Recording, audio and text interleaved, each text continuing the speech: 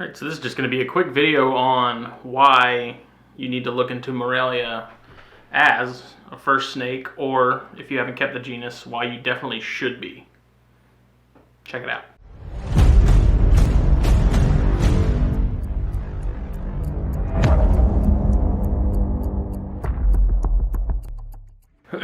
So I haven't been shooting any video with the Nikon lately. I'm actually in my bathroom right now. The lighting in here is really good. My light's dead, so shooting in the bathroom.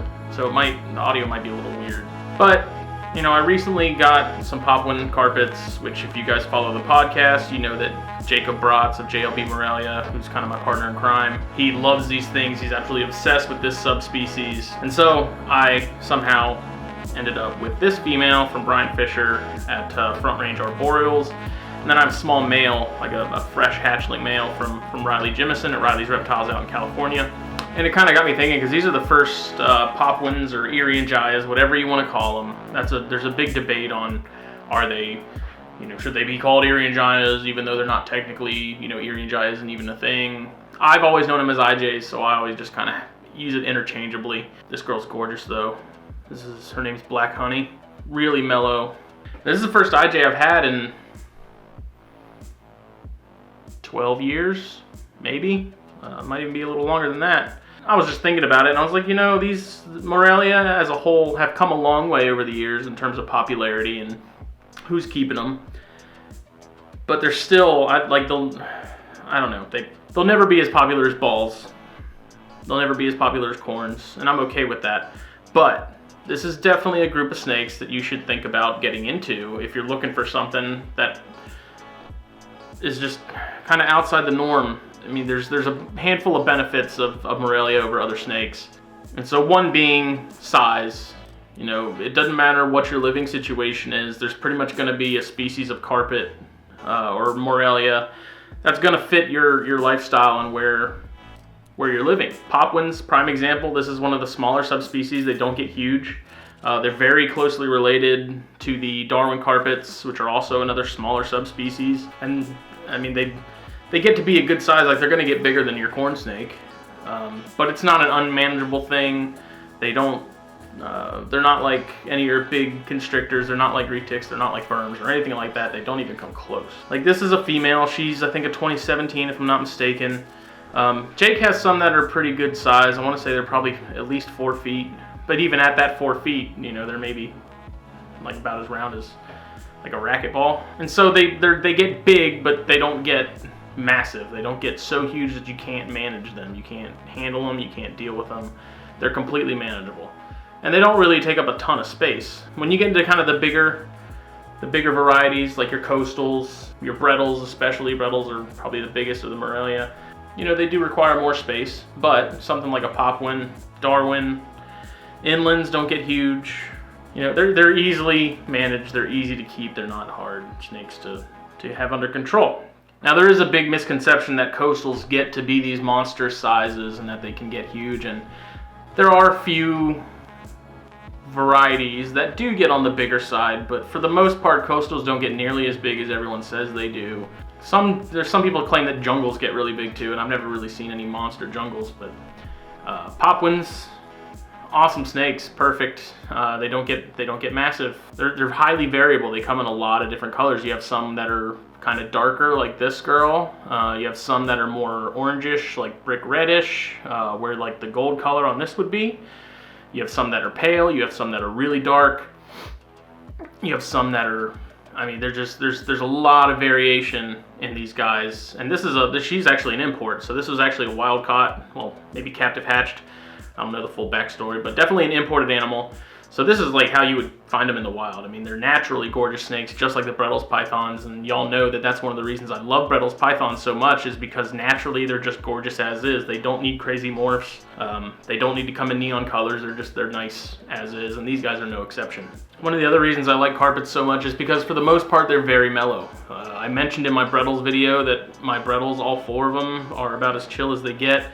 This girl's really, really mellow. I do find that when I open the tub, I do have to kind of tap her a little bit to make her realize she's not getting food, and that's kind of the biggest thing with carpets, is they're very food-driven animals. You could feed these guys every day and they would eat. You shouldn't. But when you go into the tub or the cage or however you're keeping them, they're probably going to be thinking they're getting fed. So carpets do have a very high food response. It's pretty easily broken. Like I said, I just take a hook or something, kind of tap them on the nose with it, because you'll see them kind of creeping up on you.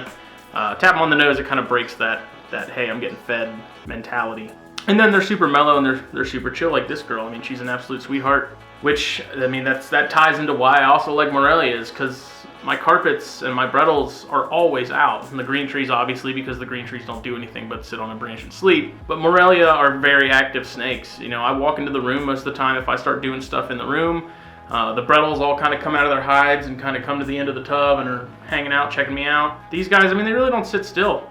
So if you want a snake that's active and actually out and about a lot, something that you're gonna see, you know, unlike a sand boa, carpets are great options. I mean, these things are just, she's gorgeous. But Morelia, I can't stress enough just how underrated Morelia are. They have come a long way. They have gotten more popular, but they're still kind of, not necessarily fringe, but they're not in the ranks of super popular snakes. And I think it's just because there's a lot of misconceptions about them that aren't true. And the nice thing about pop ones especially is they're very easy to get a hold of. There's a lot of guys working with them now, Jake being one, Riley Jemison, Eric Burke of EB Morelia, Billy Hunt of Uwagami Reptiles. Like, they have a really hardcore following now, these pop ones. And I remember back in the day, I say that back in the day, but when I was younger and I first got my hands on some, they were kind of not necessarily like the trailer trash of carpets, but they were definitely sort of like the wild caught, like only ones that are imported. Everyone just kind of wrote them off. They were really cheap back then, and they're not expensive now, but I feel like they always kind of got written off as sort of the junk Morelia, which they're definitely not, and they've come a long, long way over the years. And these guys, I mean, just like I said, you get a lot of variation. There's some morphs in them now that people are working with, like some stripes and some selective breeding projects that are really cool. Yeah, I mean, they're definitely not the IJs we once knew, or pop ones, whatever you want to call them. But being that they're not hard to find, that ties into the next part of, doesn't matter really what kind of carpet you get, they're pretty easy to find. They're not anything super limited, super rare. There are some subspecies, like the inlands, that are kind of harder to come by and are going to be more expensive, and that's just because there's not a whole lot of people breeding them in large numbers like there are the pop ones or the jungles or coastals or any of that stuff. So finding, you know, imported, captive hatched or farmed, whatever you want to call it, pop one isn't difficult. There's now, I think, enough people breeding these guys on a regular basis to where to have to buy a wild caught or imported pop one isn't really necessary anymore. Because even the captive bred ones, they're not crazy expensive compared to your inlands or green trees or anything like that. And one of the main and most important aspects when it comes to Morelia is going to be the fact that they're so easy to keep. These guys really, I mean, Bredeli especially, they're absolute tanks. They're bulletproof. Like, if you kill a Bredeli, you were doing something severely wrong. Pop ones, jungles, coastals, you're not going to have too many issues with these guys. I mean, they're really easy to keep. They feed like crazy. Like I mentioned before, their food response is unreal. Like, they're just complete hounds when it comes to food. That just makes it even easier. You know, you don't have to, you get a little bit more leeway with these than you do green trees in terms of care. You know, if they get too hot, they tolerate a little better than green trees would. Keep them too cool, they seem to be okay. The Bredeli almost seem to prefer cooler temperatures. I mean, they're great snakes and they're easy to keep. And that's a big plus in my opinion. One of the neat things with these two, kind of like the green trees, you see it in Brettles, you see it in really all the Morelias. When they come out of the egg, they're going to be a completely different color than when they're adults. You know, even pop ones start out kind of a rusty red. They really don't look like much. But over time, they turn into something like this, just an absolute stunner. And with some of the selective bloodlines they have now, it's getting really impressive with the stuff you can get your hands on. But to wrap it up, I'll make it quick. If you're looking for something other than a corn snake or a ball python or maybe a boa or something as a starter snake, definitely look into carpets, especially pop ones. They're awesome snakes. I don't think you'll regret it. The Morelia bug will get you and suck you in real good.